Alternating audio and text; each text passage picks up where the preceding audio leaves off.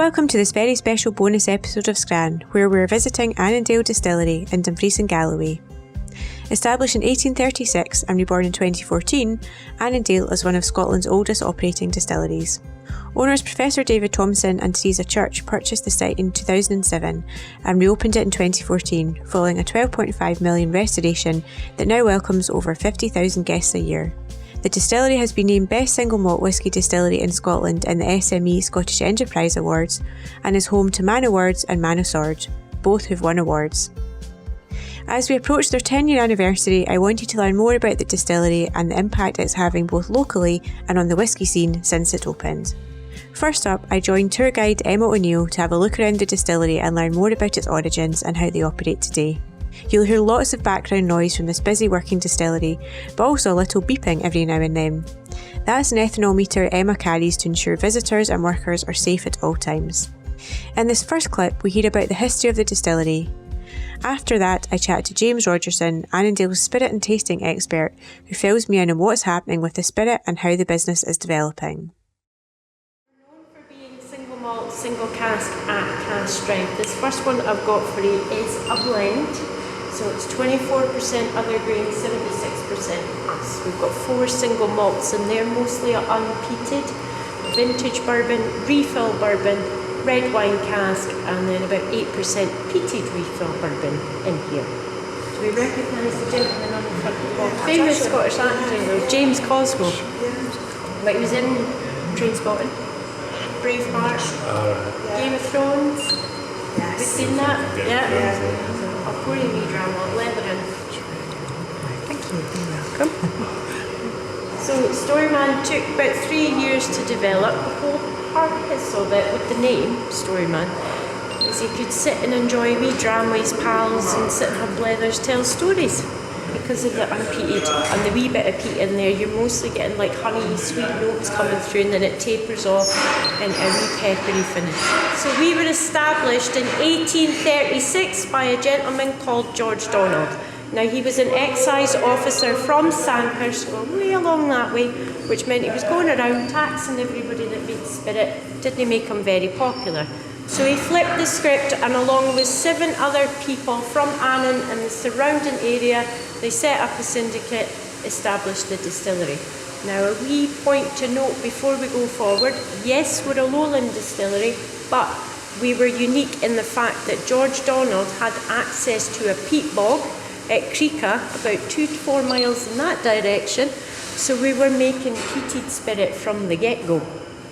So he ran the distillery for nigh on 50 years with his wife Margaret, who ran the stills, and their 12 children.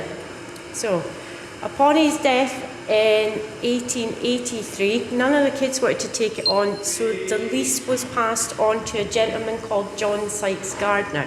Now, he was from Liverpool and he was in the spirit trade. So, they've got a harbour down there, you can import and export. We have a harbour up here too, so you could import and export. His business mind was on. His plan was to pass the distillery on to his son, however, in his early 20s he passed away due to ill health.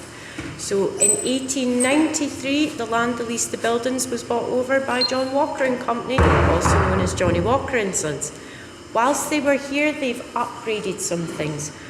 In 1896, they fitted the Doig Pagoda ventilator system in here. So if you want to have a look up, see these grey darker beams? Those are the originals.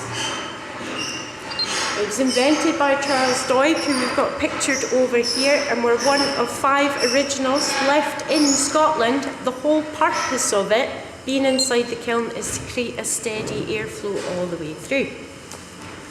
Now, 1914, World War I broke out, so the majority of the production workers, they had to go fight in the war. Materials like were barley, those got rationed. So in 1918, the distillery is mothballed, and then in 1924, the last cask left the site. At that point, the lease was bought over by a farming family called the Robinsons. So here in the kiln, they've stored their Provis porridge oats, and over at the bonded warehouse, they've kept the cattle. But over the years, the buildings fell into disrepair until 2007. Our current owners, Professor David Thomson and his wife and business partner, Teresa Church, were reading a book called Scotch Mist. Now it depicts all the lost distilleries to time in Scotland. Now him being a local man from Dumfries didn't realise there was a distillery down here, so they come down and they had a look. They bought the site for £1.3 million, and a 3-year plan has turned into a 7-year plan, and approximately £12 million in renovation costs to get it to what you see today. So we had our first spirit run of November 2014, which was our unpeated spirit, which we call our Man o' Words, and then in the December we moved over onto peated spirit, which is our Man o' Swords, and we've just been rolling like that every month ever since. So for the month of October, we're making peated spirit.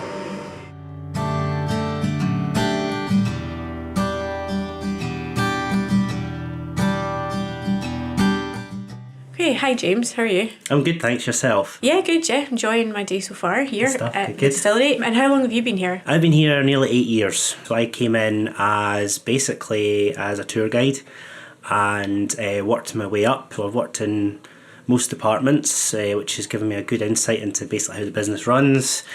And I'm now at the level of being basically in charge of all the cask stock that we hold in our bonded warehouses, which is about 15,000 barrels that we hold.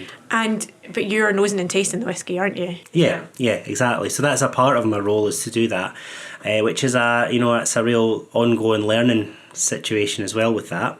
If somebody says they know everything about whisky, they're a liar. So you need to you grow and develop, and my sensory journey is, just begun. So there's still so much to do there. But that's just one part of it. I buy in all the wood that we fill our spirit into. So bourbon casks from the US, sherry wood from Spain, wine casks from France, some Mizunara from Japan, and wherever we get some, basically what we call some weird and wonderful wood to see how it affects the spirit that we're trying to mature here. Is that a type of thing for your cask programme for people to buy, but you're also making the 2 core whiskies here as well? Yeah, exactly. So as much as we do offer private ownership casks, we're very much keen on laying down a wood policy for the future of Annandale Distillery, so that we can offer a variety of single cask, single malts, which is something that we really push as being basically a gold standard product. And being a single malt, single cask whisky distillery, like that's all you do, right? Mm-hmm. That's relatively rare in the industry. Yeah, most distilleries will do the odd sort of release, which is a single cask, but most of their stock is vatted together. So they'll bring in maybe 1,000 casks, vat them together, and look for something that's as consistent as possible every time. Whereas we take the individual units, which is your casks, and they're all unique. And we like to celebrate the fact that every single cask has sort of got a unique characteristic to it. The fact that you can get 2 casks that were filled within a minute of each other, sitting in the same warehouse, and they can have such flavour profile differences is quite spectacular to look at. So the 2 whiskies that people will be able to buy readily, easily is the Man o' Words and the Man o' Swords. Yeah. Are they the same, or are they single cask, single malts? So the Man o' Words and Man o' Sword is the core range line, but they're from different casks. So you can have Man o' Words and Man o' Sword from different bourbon casks, or sherry wood, or red wine casks. So the actual physical design of the bottle stays the same, but the liquid is going to be different inside there. That's why we encourage people to try different runs of our ranges, whether it could be 2 bourbon casks from 2 different years, and the flavour could be completely different in a good way. That's really interesting as well, because most other distilleries, like you say, are vatting together for consistency. So if I bought a bottle of Man o' Words today and then in a year's time, it would be slightly different. Mm-hmm. Yeah, exactly. So if you buy one from one cask with, say, cask 500 from one year and cask 17 from another year, could be unpeated spirit, bourbon cask, but there's going to be slight flavour differences between them. We like to really sort of exploit that fact that that unique sort of difference between each cask is something to celebrate, as I say. Can you tell us about both whiskies for anyone that's not tried them? At the moment we're doing quite a lot of work, sensory work at the minute, to sort of find what we call the distillery character. So the wood, the barrel is going to have a flavour impact, but there's going to be sort of an undercurrent right through both our peated and unpeated spirits that'll carry through, whether it's in a bourbon cask or a sherry butt or a wine cask. The main characteristics of Annandale is orchard fruits, so apples, pears, tropical fruits as well, some sort of grassy notes a little bit as well too, and obviously with peat you've got the peat smoke coming through, but to different levels because the cask is affecting the peat levels that we've got and the types of malt that we use as well. But I say the orchard fruits is the thing to look out for with our Annandale, and it's nice and sweet. Most of our whiskies are nice and sweet as well. So when people come to visit, can they taste a variety of different casks? Absolutely, yeah. They come and visit, they can come and taste whisky from bourbon casks, sherry wood, wine casks, also what we call double oak bourbon casks. So there's a whole host of different things they can try. It's always interesting to see how people's sort of perception of young whiskey changes. That, the fact that actually it's young but it's excellent whiskey. It doesn't have to be 10-year-old to be a good whiskey. And try and change that perception of whiskey as well. Yeah, but you are going to be releasing a 10-year-old soon, aren't you? Yes, we will, yeah. So, and there'll be a release of some whiskey from some casks from 2014. It'll be very select, and then more mainstream 10-year-old into 2015 and beyond. That's what we're looking to do. You will have been monitoring those casks, obviously, in the build-up to releasing the 10-year-old. Can you tell us how you think it's going to all come together and what it's all going to taste like? The main thing for us is the distillery character is going to shine through, which, as I said before, is that sort of orchard fruity characteristic. And that's what we want. We don't want it to be over mature, too woody. We don't want it mass. We want the character of Annandale Distillery to shine through in these 10-year-old bottlings and to show that it's got that really smooth fruitiness that we're looking for, that we're aiming for. And where will people be able to buy that? So the whisky for that will be available, the 10-year-old will be available online, and the customers will be able to buy it on site as well at the distillery, so they can pop along and buy some. So you've got Man of Words, Man of Swords, and you've got Storyman, which is with James Cosmo. Yeah. Is it like a core one as well, or is it limited? It's a sort of a core range as well that we do with the blend. As much as we do single cask, single malt, we also do the very other end of the spectrum, which is blended whiskies. So we're buying in some small proportions from other distilleries of grain whisky and making up small batch blends. And one of them is the James Cosmo Storyman bottling that we've done. So it's a high malt, low grain blended whisky. It does sing Annandale right through it as well. Very easy drinking, and it's down to 46% as well. So it's actually quite a good introductory whisky to Annandale as well for people that maybe not so keen on a higher strength cask strength single malt. So it's a good stepping stone into see our brand and then going up from there. It is an ongoing range, and it has been really popular with both our whisky fans and also James Cosmo fans that as well. Well, thank you very much for your time, and I hope you enjoyed the celebrations around the 10-year anniversary. Thank you. Thanks for your time as well. Thanks for having me on the show.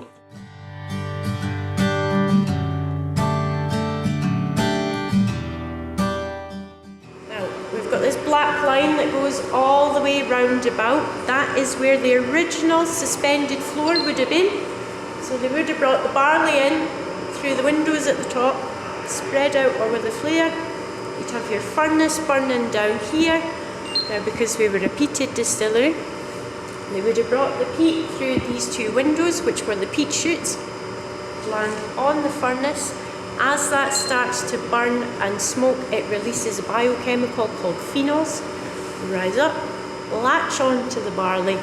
That is where you get that peated, smoky flavour from. It happens right at the start and will carry all the way through production. We've now got the space to do that because we've got a coffee shop next door and a fire alarm in here. So we get hours from the Crisp Malt Group up in the Highlands in Port Gordon every 8 days. They will bring us 30 tonnes of barley. So I'm going to bring you around 2 samples just now. Start off with the unpeated. My next guest is Mark Trainor, Head of Production, Buildings and Estates at Annandale. One of the first staff to be hired, Mark has worked his way up through many different roles and is very passionate about seeing Annandale and its sister businesses succeed. Mark, hello. Hi there, how are you doing? Good, how are you? Not bad at all. How long have you been in your role? I've been at Annandale just coming up for 11 years. I've probably been in the Head of Production, Buildings and Estate role for about the last 5 years. So, do you remember me? I don't actually. I did the distiller for the day thing. It must have. I think it was you that was there. Oh, it would have been me, Yeah. because I was basically following you around all day. Yeah, I was the mashman at that time, Ah. so I was like the kind of supervisory type thing. But yeah, I'd be the mashman. No, but I can't. Sorry. Well, I clearly didn't mess anything up too badly. No, definitely not. Yeah, so anyway, I kind of know, we talked at the time, I kind of know a bit about you, but could you tell us what you were doing before this, before you got into beer whisky? Yeah, so my whole career's been mechanically since I left school when I was 16. Become a motorbike mechanic, and then after that I was a roofer for a little while, and then I went back into mechanicking again, and then to the REC after that as a breakdown patrol, and then obviously got the job here as a mashman at Annandale Distillery about 2014. So it's quite a bit of a change. So has that been like a theme for other people as well, sort of? Yeah, I mean, we've got people that's worked, people that's worked on the road. We've got a butcher that works here. We've got a mental health nurse. So we've got all different people that come from all different backgrounds. When I first thought about whisky, I wasn't very sure about how it all was. But once you start here, the love that you get for it, and obviously I speak to my friends, like, oh, can you get my job? And it sort of started from there. So when we first met, you were the mashman. You're now head of production in estates. Yes. So can you tell us a bit about your career trajectory here, like how you went from mashman to what you're doing now? Well, I think obviously at the very beginning, I was just a normal working boy here. I got employed as a mashman, and I was the sort of maintenance boy at the very beginning. Obviously got in touch, speaking to David Thomson and Teresa a bit more often.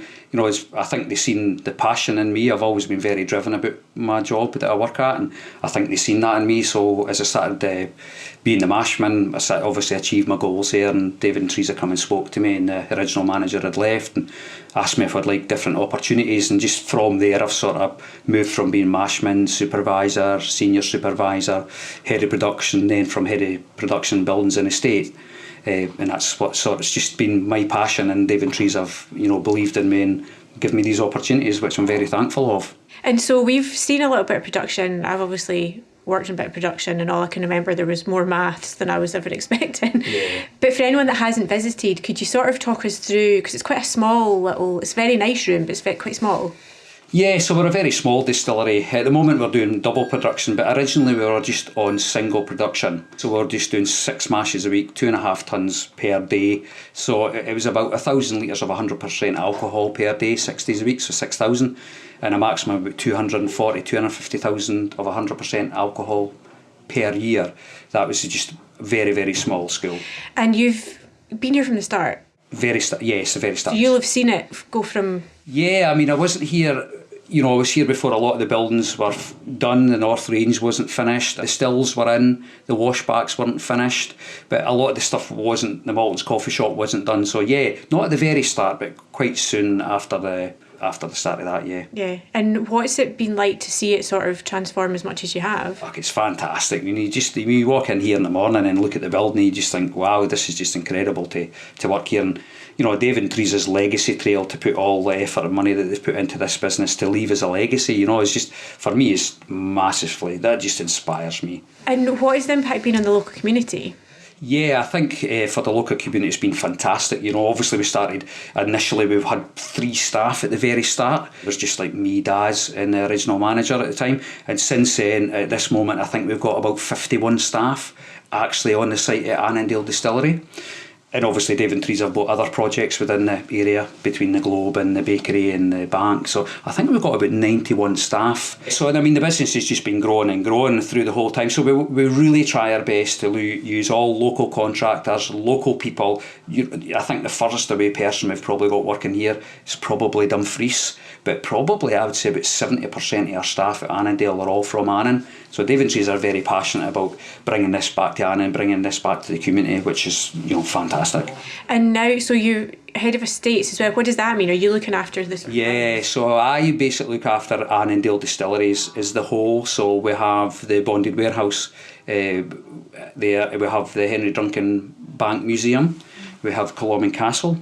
We have 3 houses at the castle now that we've got. And we have a bakery project which is next to the Globe, so we're trying to renovate that at the moment to make it a Burns quarter and a secondary kitchen for the Globe, because they're obviously wanting to make that a fantastic success, and we feel that by doing this that will bring the Globe, we're hunting for this Michelin star there, you know, and the chefs are working fantastically hard at the moment. So fingers crossed when we get this bakery project, get it through planning, that's going to make a massive difference to us. And that's again, more employees to employ, you know, so it's very good. We visited the Globe recently, we had a lovely lunch and saw the bottles of whisky, Man of Swords and Man of Words.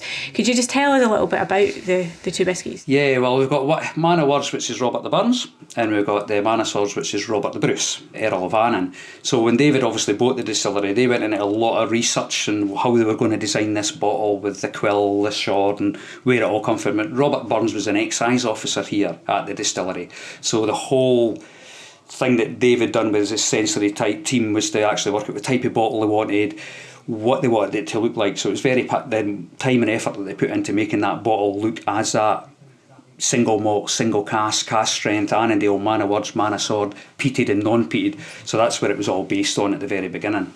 And I suppose it's quite the people who don't really know whisky will know peated and unpeated. So it's a very sort of, they're beautiful bottles and everything. But if you don't really know about it, it's an easy choice. You like peat, you not like peat.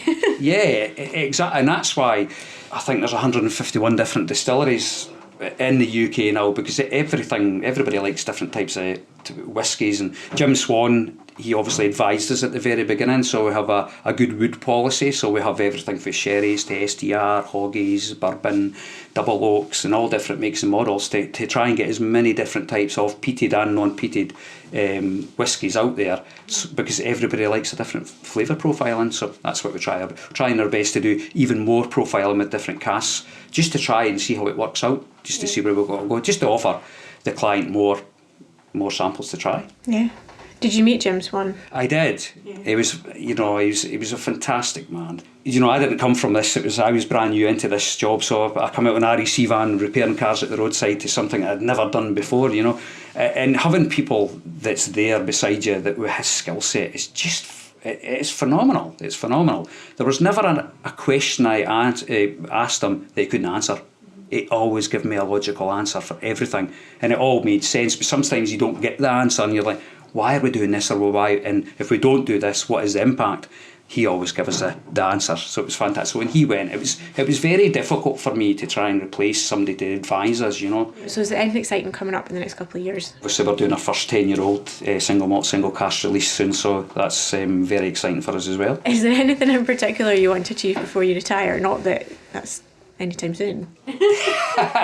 Well, to be fair, we've got an amazing team here. I just want to make sure that everything works and everything's running and everything's right. So when this legacy does, God forbid, that anything ever happens to David and Teresa, that these businesses go forward and strive and make their legacy last for the next 200 years. So they will be known for this.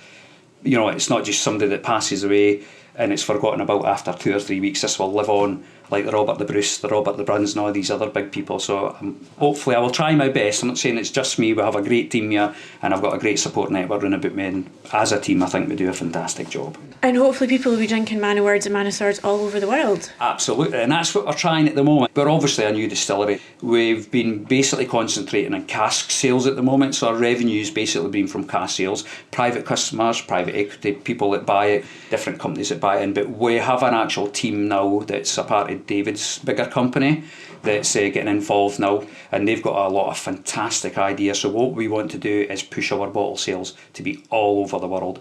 The key is to get them bottles out there and get that on all these different shelves, and the more shelves we get on it, the more we'll get known. We know we make fantastic whiskies, we just need to get it out there. Well, thank you very much for your time. And thank you very much for your time. Have a lovely day. Thank you. When I was showing you photos at the beginning, and it was just the courtyard. Yes, we had the building here and we had the chimney, and all this was covered. So our owners, David and Teresa, they invited Glasgow University Archaeological Research Division, also known as GARD, to come down and tell them why there was a chimney in the middle of the courtyard. Now, they did some scans and they started excavations in the summer of 2009, took a year, and this is what they discovered, and it is a still house. So where we were all roasty toasty upstairs, this is actually Johnny Walker's still house.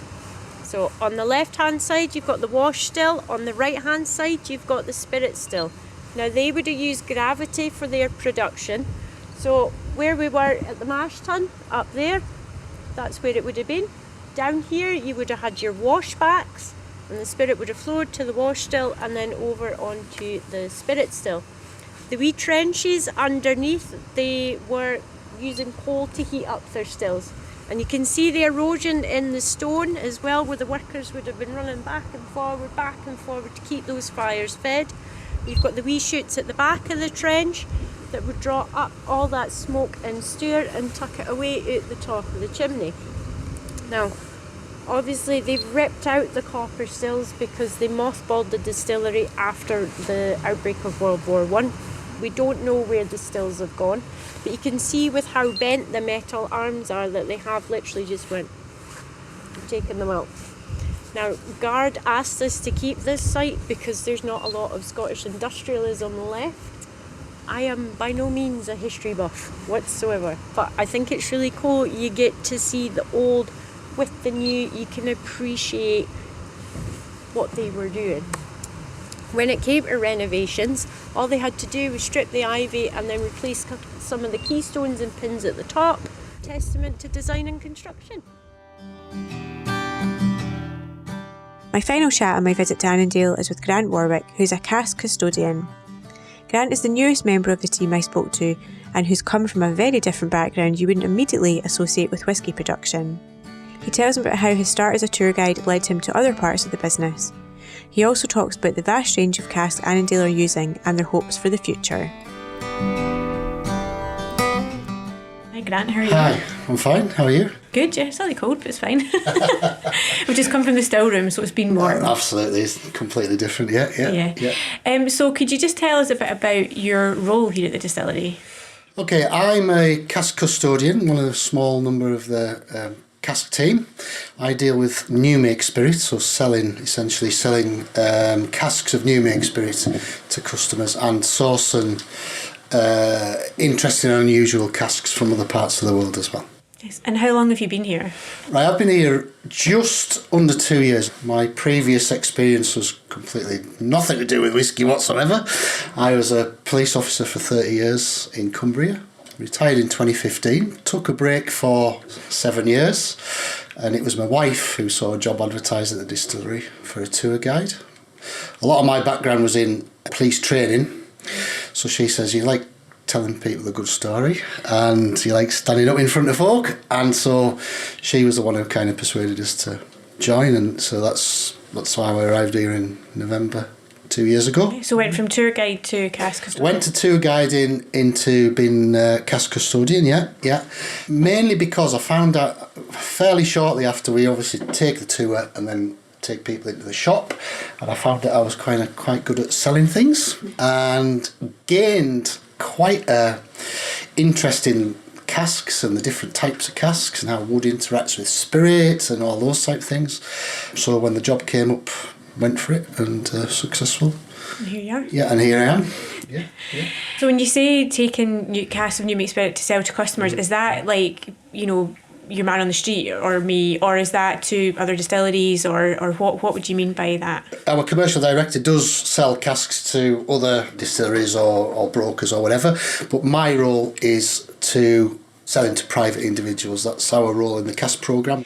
And that's become quite big in recent years, so has it been quite successful? It has become big in recent years. We currently have 781 cask owners with us. Some of those have multiple casks, but we are one of the very, very few distilleries in the country that actually has a cask programme like we do.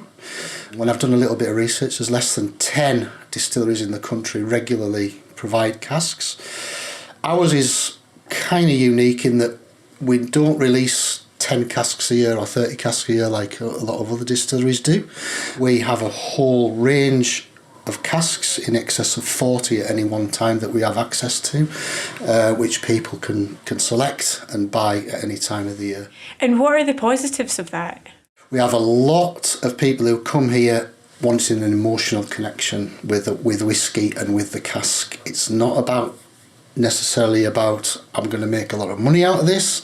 It's about I want to be involved from the very start to the very end of the process. So we provide a 360-degree offering around that. So an individual will come to us, say, I want to buy a cask. So we would explain how that would work. We look at their tastes and what they would like. It's not about us forcing a cask on someone. It's about them deciding which is the best fit for them. Once we've chosen, or they've chosen the cask, they then have a choice of peated or unpeated spirit. We offer people to come to the distillery to fill the cask, depending on the type of cask it is. And there's a little ceremony that surrounds that. Cask end personalisation, so individuals can have their name or a family name or a joke or whatever put on the end of the cask, and you may have seen some of those over in the warehouse. And then from there, it's about building that relationship with people over the following 5, 10, 15 years, whatever, and eventually, hopefully, get into bottling. Along the way, we encourage people to come back to the distillery and we take samples each year at the customer's request so that they can chart and see and smell and taste the development of their whisky in their cask from start to finish. And so you're also buying in casks for the distillery to mature whisky? Essentially, when we started, we had sherry and bourbon casks and the customer could choose peated or unpeated spirit. We've kind of developed that massively since those early days. So as I say, we've now got over 40 different types of casks, bourbon, sherry, wine casks, unusual and rare casks like your tequilas, Chateau Rothschild, Sassicaia, Tokai, to name a few wines. And then recently we've sourced a few Mizanaras, which have been extremely popular with clients as well. Yeah, that's become a rare Japanese wood, but more distilleries are popping up with this cask, either finish or something to do with Mizunara. So have you noticed that over the years there's things that are sort of coming up and becoming a bit more popular when it comes to casks? Yes, we do. Kind of goes in waves, I would think. Bourbon and sherry will always be popular in the industry because they're just the standards, aren't they? But what we've found is that wine casks were particularly popular. Those big names like your Rothschilds always attract a lot of attention. But at the moment, we are kind of quite confident that the actual wood itself is becoming more and more popular and of more interest to clients. So asking for particular types of wood or a cask from a particular distillery or bodega. So we would actually go out and look to try and source those casks. But has there been any that you've seen and thought, oh, that looks like it'd be going to be really interesting? If I could have a cask, it would definitely be a Mizunara. Mm-hmm. The rare wood. As far as we know, there's never been a single cask strength Mizunara. Most of you alluded to before was like cask finishes. So Mizunara finish for 3 months, 6 months, 9 months, whatever. So we're really excited about being the first in the world, as far as we know, to actually offer that to clients. Yeah, that is exciting. Mm-hmm. So do you still get involved with the tours at all? Very much so, yeah. Part of the cask offering as well is a free complimentary tour when people come to actually fill a cask, or a cask owner who we filled the cask on their behalf because they're from perhaps Germany or the Netherlands or whatever. When those visitors come over, we would still do those tours. Probably, in my fashion, probably quite longer than they should be. Go into quite a bit more detail, yeah. Absolutely love it still, doing those tours, yeah. And what can people expect for anyone that's never been before? Starts with history. A little bit of history because we are a reborn distillery with a long history going back to 1836. Then showed production side of things, go through the whole from taking the barley from the field to actually producing the spirit. And then over to our exclusive bonded warehouse for private owner casks for a tasting with 5 cask strength whiskies along the way. Wow. And to make sure you're not driving. Make sure you're not driving. Bring someone who can drive for you or get a taxi. Yeah, definitely. Although we do provide a little sample for drivers as well to take away, which is all 5 samples which other people have tasted on the tour. There's a little miniature pack so that you can taste exactly the same as the other tourists did. And so where are your visitors coming from? All over. We get a lot of international visitors, especially during the summer, from the Netherlands, Belgium and Germany. This time of year, it kind of switches a little towards Scandinavian countries, but obviously overlaid on that, we have a lot of locals and people who are just simply driving by, see the signs on the motorway or the A75, and literally turn left and pop in to see us. So it's a whole range of people from around the world. Do you have any exciting future plans you can tell us? We've just agreed a deal for some Mongolian oak casks, and we have a whole host of others. They'll be coming online next year. People will be able to choose particular unusual wood types. So how do you go about choosing the kind of new casks you're going to bring in? We've always got one eye on what the trends are in the industry. We have one eye on what our customers want, because one branch of our business in the cask team is to challenge the cask team to find a particular cask. So that's always a bit of an indicator of where we're going. But we have contact with a large number of suppliers regularly, so they will let us know what they have available. And then it's literally marrying all of those things up and saying, this is interesting, let's have a go at this. It's interesting because it's all quite experimental as well. Like, you know how you have the two that you're bottling all the time, and then you've got these really wild, different casks for your new mixed spirit that you don't really know what's going to happen. I wouldn't say wild. Experimental, yeah. I mean, at the end of the day, single cask strength whiskey, we never actually know what's going to come out the other end, do we? We're 99.8% certain that what we're going to produce is a particular thing, but casks are kind of like children in a way, that they behave most of the time. But you can have two casks right next to each other which will behave and of the same type and filled on the same day, but they will react slightly differently because of the wood. So for us, it's about experimentation, pushing the boundaries, and being certainly for us in the cask team, being right on that cutting edge of what's available, what will be interesting, and what's exciting for our clients as well. Yeah. Well, it sounds like very exciting times, so thank you very much. Thank you. The first thing that strikes you about Annandale when you speak to the staff there is just what a community it is, as well as a business. Most of the people in management roles have graduated from more junior roles and are fiercely dedicated to the success of the business. It certainly appears to me that David and Teresa are investing in much more than just a business. It's also the history, the location, and the local community. This podcast really isn't long enough to talk about everything that happens at Annandale, but it is that community element which reaches right around the business. We had a lovely lunch at the on-site cafe, The Maltings, before we left, and on a previous visit I stayed in one of their distillery cottages, which often play host to wedding guests attending ceremonies at the distillery. Annandale is clearly a distillery doing things differently, and reaping the rewards for all involved as a result. Thanks to all my guests on this podcast today. You can find out more about Annandale on their website, annandaledistillery.com. Thanks to you two for listening. Please remember to rate, review and subscribe so you never miss an episode of Scran. Scran is co-produced and hosted by me, Rosalind, and co-produced, edited and mixed by Kelly Crichton.